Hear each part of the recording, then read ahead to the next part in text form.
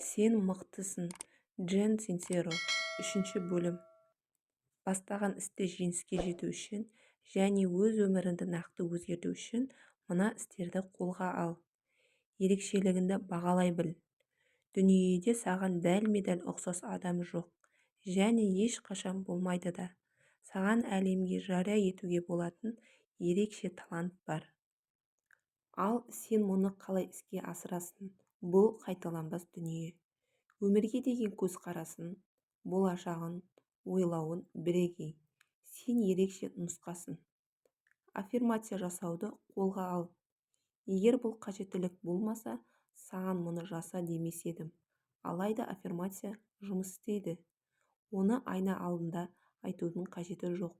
Өзіңді құшақтап тұру немесе оны жазу үшін арнайы құлпа бар түрлі түсті күнделік сатып алу да керек емес. Бірақ егер сен кеменді дұрыс бағытқа бұрғың келсе, миыңды басқа күйге келтіруін және оны басқаша ойлауға үйретуің керек. Дәл осыны сен үшін аффирмациялар орындай алады.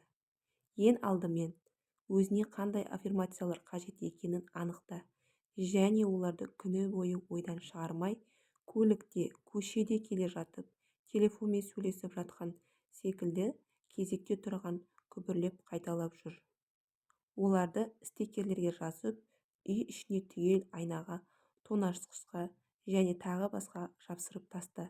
Күн сайын таңертең өзіңнің сүйікті аффирмацияңды 10 реттен жазып шық және оларды әр түні ұйықтар алдында дауыстап айт. Өзіңді жақсы көруге жауапты аффирмациялар осылар. Бір-екеуін таңда да ілгері қадам бас. Мен зор сүйіспеншілікке лайықпын және оны әр күннің әрбір сәтінде қабылдаймын. Мен ғаламмен бір тұтаспын. Ғалам керемет және мен де кереметпін. Менің жүрегім ашық. Ол сүйіспеншілікті қабылдайды және береді. Өмірді маған ұсынатын барлық жақсылығын қабылдаймын. Мен кереметпін, ақылдымын және әдемімін. Маған өзімнің бойым және бөксемнің өлшемі ұнайды. Шамамен осылай, егер бұл аффирмациялардың ешқайсысы көмектеспесе, сені сөзбен тұншықтырмайтын, бірақ жүрегіңді шым еткізетіндерін ойлап тап. Айтқан сөздерін өзіңді қаншалықты көп эмоцияға бөлесе, сол сөздер соншалықты мол, жағымды өзгерістерді әкеледі. Айтпақшы басында саған өзіңді алдап жүргенге көрінуі мүмкін. Бірақ ақиқатында сен қазір өтірікпен өмір сүрудесің. Сондықтан аффирмациялар арқылы ақиқатқа ораласың. Сен кез келген сандырақ сөзді автоматты түрде күбірлеп қайталай алмайсың. Оған бұлайша селқос қарама.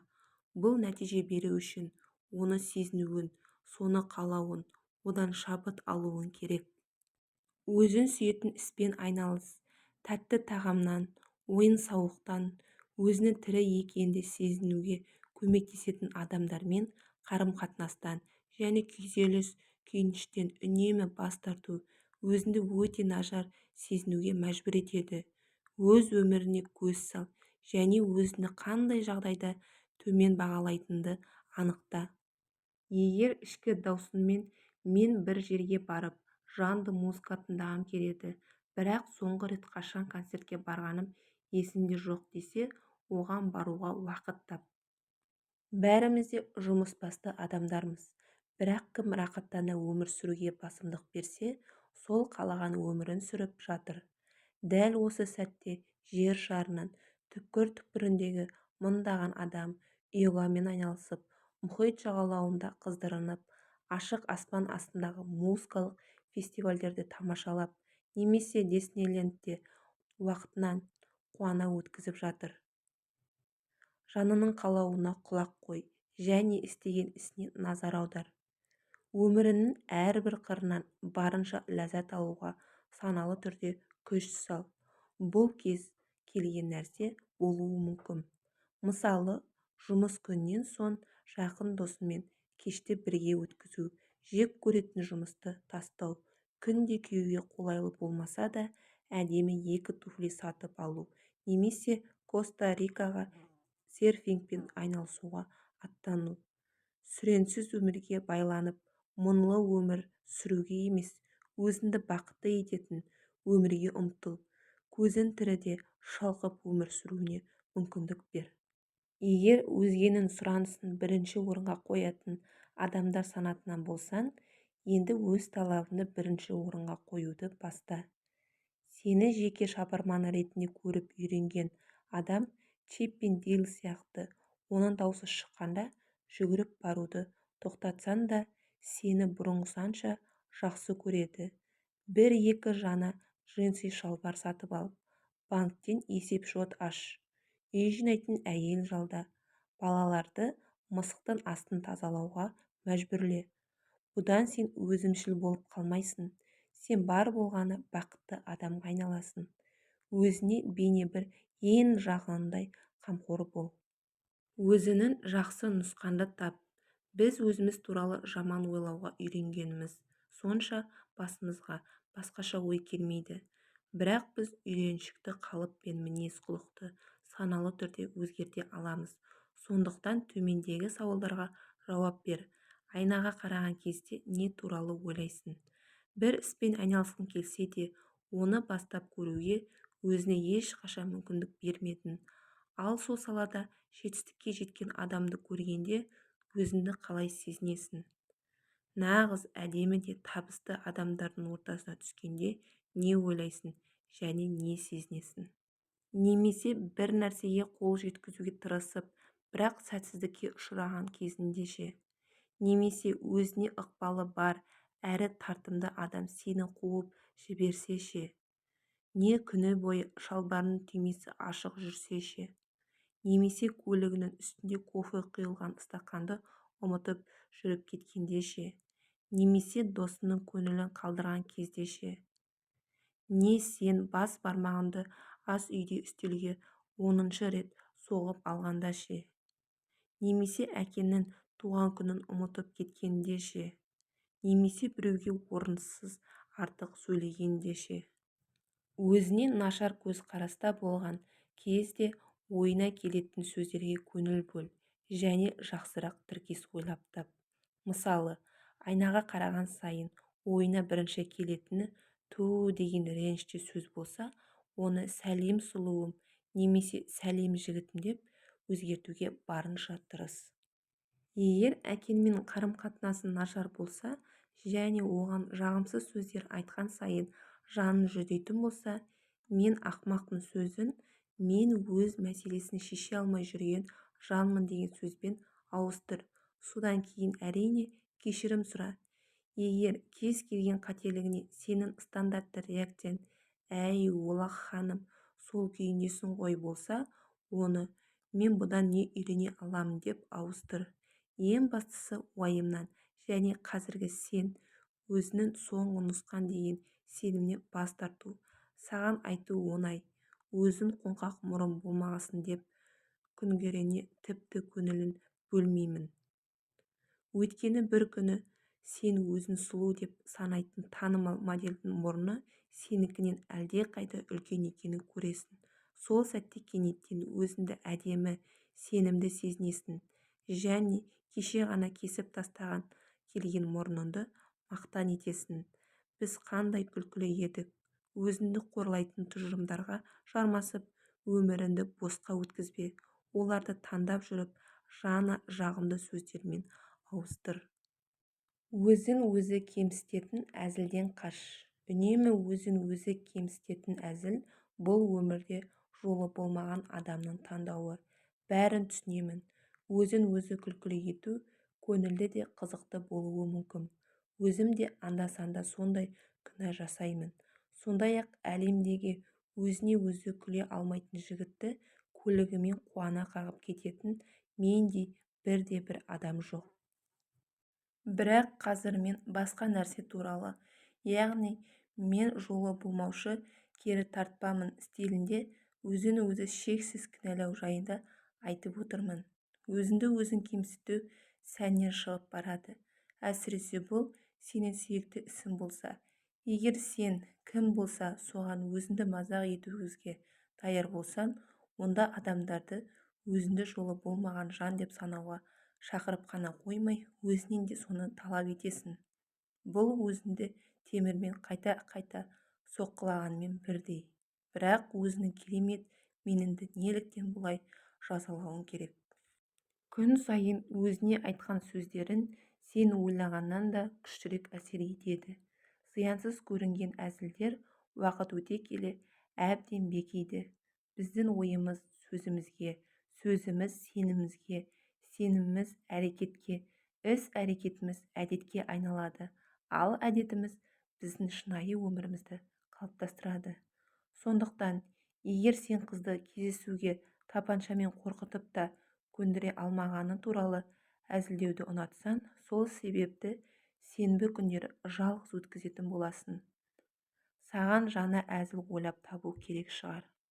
Ең бастысы өзіңді үнемі мазақ ету, өзіңді күлкіге қалдырудың ең арзан әдісі. Бұл кез келген ақымақтың қолынан келеді. Сол себепті саған жаңа сценарий ойлап табу керек. Біз сияқты еліктегіштер сондай-ақ сенің жеке сенімділігін саған разы болады. Махаббатқа жол аш. Атына айтылған қошемет сөздерге қойшы сен де деген сылтаумен қарсылық білдірмей, соған лайықпын деп қабылда, оның орнына рахмет деп айтып көр. Болды. Өзінің денеңе де көңіл бөл. Біз, егер сен де мен сияқты болсаң, істің ізінде шапқылаймыз да жүреміз. Барлық есіл дертіміз жұмыста, ал байғұс денеміз болса сүйретіледі де жүреді. Уақыт жетпей жатса, нақ сол денсаулықты естен шығармаңыз. Бүгін менің 5 кездесуім бар. Йогамен ертең айналысамын, ал бүгін түскі астың орнына күш беретін кәмпит жей саламын. Ал шынына келсек, біз денемізге емес, денеміз бізге көбірек қажет. Денен туралы жақсы сөз айт, әдемі киген және серуендеуге шығып тұр. Денене өрттей құмарлық, жанға жайлы, ванна және массаж қажет екенін ұмытпа. Қозғал, созыл, қоректендір, құрғап кетпесін. Осылай өз денене барынша көбірек көңіл бөл. Өйткені денен өзі неғұрлым жақсы сезінген сайын, сен де соғұрлым бақытты боласың. Өзіңді басқалармен салыстырма. Сен мақтан тұтатын бірдеңе істеп, көңілің көкке көтеріліп, бақыттан басын айналып жүргенде, басқа біреудің соған ұқсас затты одан да жақсырақ істегенін көріп, сол үшін кенеттен мұңайып қалған кезің болды ма? Салыстыру өмірді барлық қуанышынан айырудың ең жылдам әдісі. Басқалардың не істеп жатқанында жұмысың болмасын. Маңыздысы бірақ нәрсе. Өзің жасаған ісіне риза болып, рахаттанып өмір сүру.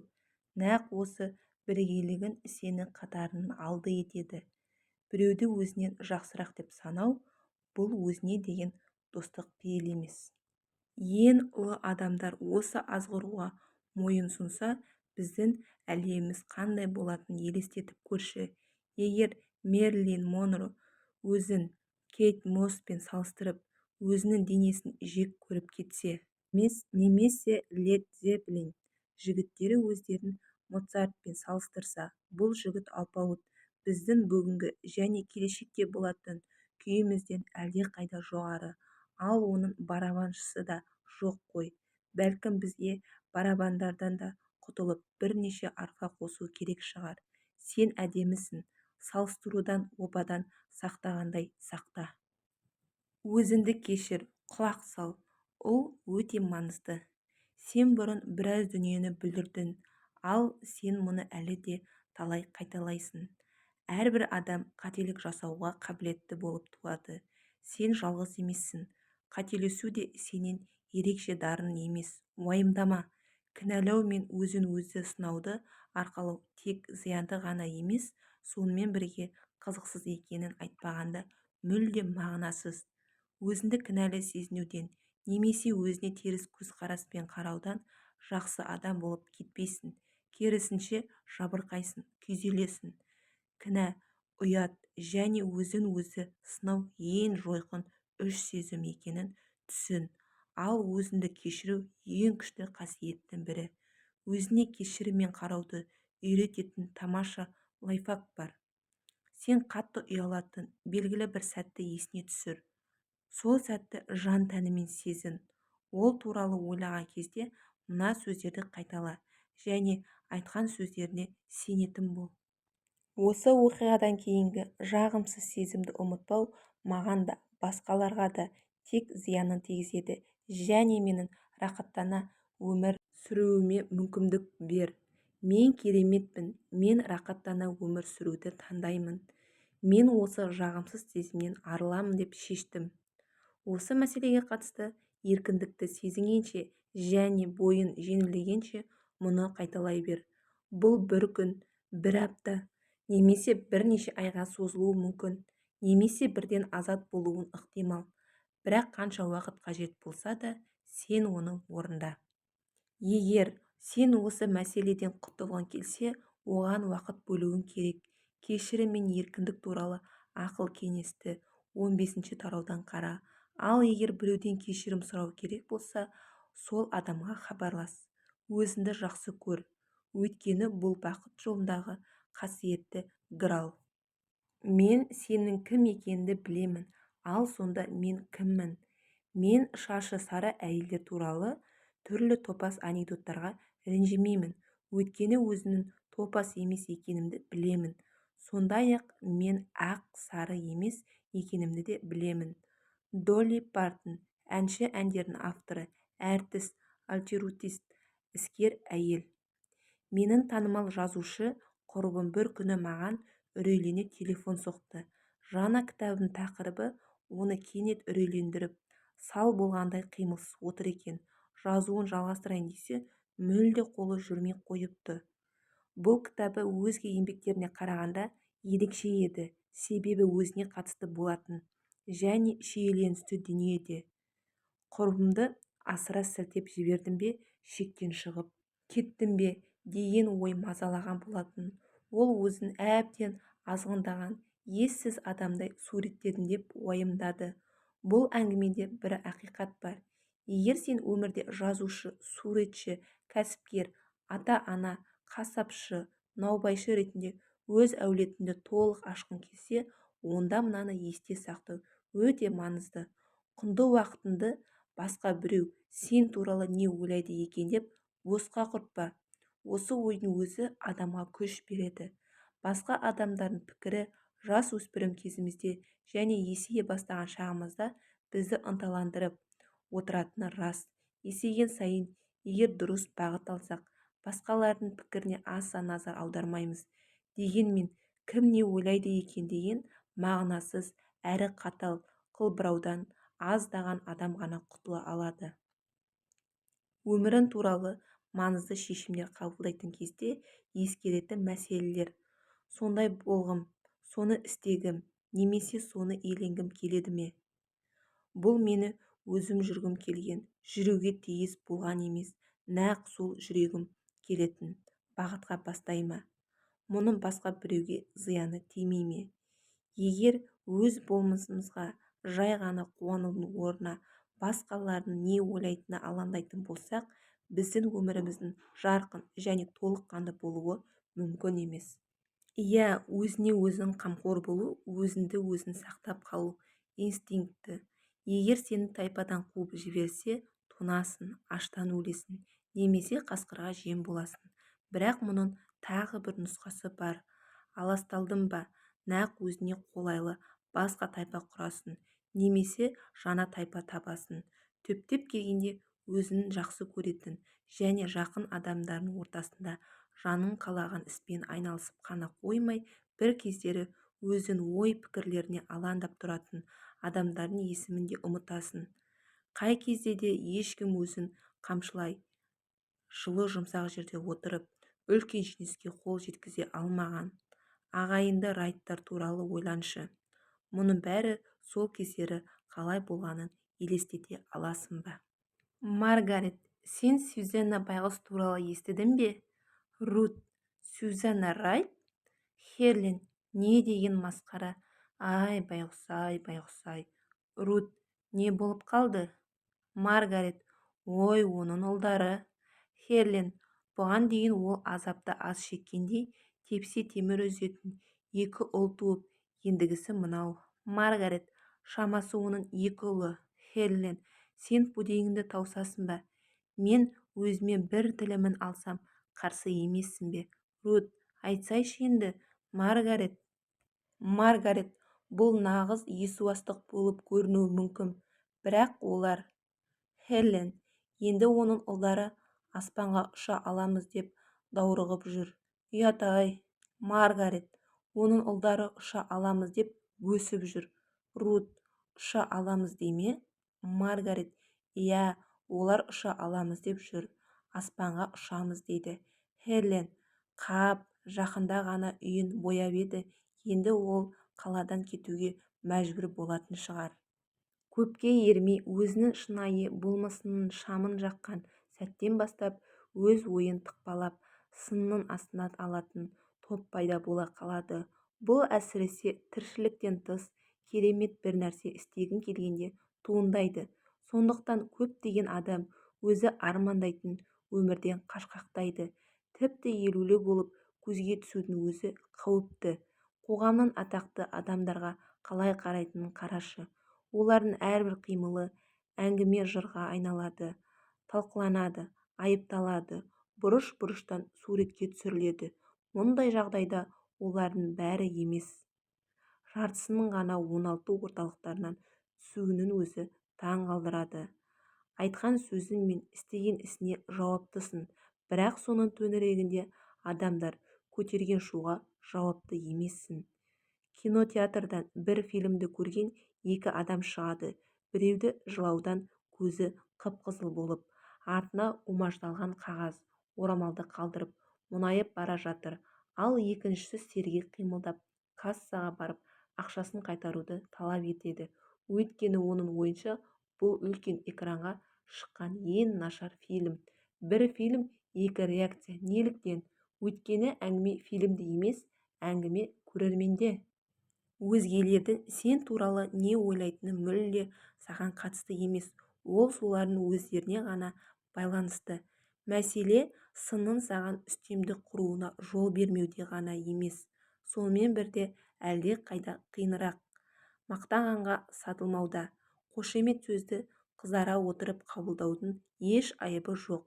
Бірақ сен үнемі жұрттың мақұлдағанын және өзің озық әрі талантты екенді растағанын естуге ұмтыласың, онда тұзаққа түскенсің. Егер өзіңді өзің бағалауың тек айналадағылардың не ойлайтынына байланысты болса, онда өз билігіңді басқа адамдарға тапсырдың және оларға толығымен тәуелді боласың. Осылайша енді билігін жүрмейтін нәрсені іздей бастайсың. Өзінің нені дұрыс деп санасаң, саған керегі сол ғана. Нағыз супер қаһарман өзінің ішкі менін ешқашан есінен шығармайтын адам. Қалғанның бәрі басқалардың өмірді басқаша қабылдауы ғана, және оның саған мүлдем қатысы жоқ. Өзгелердің не ойлайтынына мән беруді қойып, өз болмысыңды қалай табуға болады? Өзіне не үшін деген сауал қой. Сен бірдеңе айтуға, немесе бір іске кірісуге не үшін оқталып тұрсың? Біреуге ұнау үшін бе? Біреуді ренжітіп, өз олқылықтығыңды жою үшін бе? Анаң туралы орынсыз әзіл айтқан адамнан кек алғың келе ме? Әлде мұны күш пен шындық тұрғысынан істегің келе ме? Мүмкін қызық үшін істеп жатқан боларсың. Немесе мұны істеуге өзіңді міндетті сезінесің бе? Өйткені ол біреудің өмірін жақсы жаққа өзгерте ме? Өзінің ниетіне назар аудар және өзіне адал бол. Әрдайым барыңды сал. Сыртқы ақпараттың құрбанына айналудың жасқаншақтықтан асқан жылдам жолы жоқ.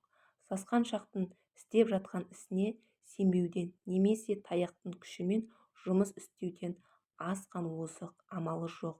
Бала тәрбиеледің бе, немесе өз бағанды асырдың ба, нақты не істегенің маңызды емес. Ал сен шынайы тырыссаң, мүмкіндігінше барынша аянбасаң, онда сен өзіңді мақтан тұта аласың және басқалардың не ойлайтынына пысқырма да. Түйсігіне сен. Жер шарының жартысынан ұшып жеткен жел құстары ұя салатын жерді түйсікпен табады. Бұғылар, қояндар және басқа да шөпқоректілер жыртқышқа жем болмас үшін өздерінің түйсігіне жүгінеді. Ал қарапайым адам өз сезімі мен ойына емес, маскүнем көршінің кеңесіне құлақ асқанды жөн көреді. Сен ішкі даусыма өзіме сену керегін біліп едім деген қанша рет айттың. Сенің кез келген уақытта және кез келген жерде пайдалануға болатын керемет ішкі құралым бар. Бәрінен аузын жабуды талап ет те кетіп қал. Үндеме, өзіне сезінуге және ойлануға мүмкіндік бер. Жауаптың бәрі өз ішінде. Интуицияңды ұштауды үйрен. Энергия көзімен байланысты нығайтуға уақытты аяма, және өзің үшін не жақсы екенін тек сен ғана білесің. Осыны ұмытпа. Үлгі болар адам тап. Өзіне тәлімгер, кейіпкер немесе еліктейтін үлгі болар адам тап. Қиындыққа тап болған кезде өзіне бұл жағдайда менің кейіпкерім не істер еді деген сауал қой. Басқалар мен туралы не ойлайды деген әдеттен арылуға да бұлшықетті жаттықтыру сияқты көп уақыт кетеді. Осы қулықты пайдаланып көр. Сонда кейіпкерінен емес, бір күні мен не істер едім деп сұрай бастағанды өзің білмей қаласың. Өзіңді жақсы көр. Басқалар не ойласа, соны ойласын. Сырт көздің пікірі туралы маңызды ескертпе. Өзіңді басқалардың пікіріне сүйене отырып бағаламау. Керек десек те, бұл сыртқы ақпаратқа, әсіресе өзіңді жақсы білетін тараптың пікіріне мүлдем немқұрайлылық таныту дегенді білдірмейді. Сындарлы сын мен қошемет сөздерді әлі ешкім жоққа шығарған жоқ. Бірақ олардың дұрыс не бұрыс болуы немесе болмауы саған байланысты. Мысалы, адамдар оған жылдар бойы сен қызуқандысың деп жүрген болса, демек олар саған ойын ашық айта алмайды. Өйткені олар сенімен келіспесе, сен олардың бетінен аласың. Осы жағдайда өзіне бұл шынымен әділ сын ба деген сауалды қойып ойланып көр. Жауабы міндетті түрде шынайы болсын. Мен бұл ақпаратты жақсара түсу үшін және басқалардың өмірін жақсарту үшін пайдалана аламын ба? Егер жауап иә болса, бұл адамдармен қарым-қатынасыңды өзгерт. Ал жауабың жоқ болса, оларды ұмыт. Бұл қошемет сөздерге де қатысты. Егер адамдар сені жақсы тыңдаушы екенін үнемі айтатын болса, өзіне бұл қошемет рас па деген сауал қой. Мен бұл ақпаратты өзім жақсара түсу үшін және басқалардың өмірін жақсарту үшін пайдалана алам ба? Егер жауап иә болса, одан қалай да пайда табуға болатынын біл. Егер жоқ болса, көңіл бөлме. Кейде өзіміз байқамайтын жайттар басқалар оп-оңай көреді. Сондықтан арасында жұртқа да құлақ асқан жөн. Түптеп келгенде барлығы сен үшін дұрыс саналатын жағдайға орайласады. Сондықтан өзінің ішкі ақиқатымен байланысасың. Неғұрлым тығыз болса, өзгелердің көзқарасының сенің өміріңді басқаруына мүмкіндік бермей, оны өз мақсатына пайдалану соғұрлым оңайырақ болады.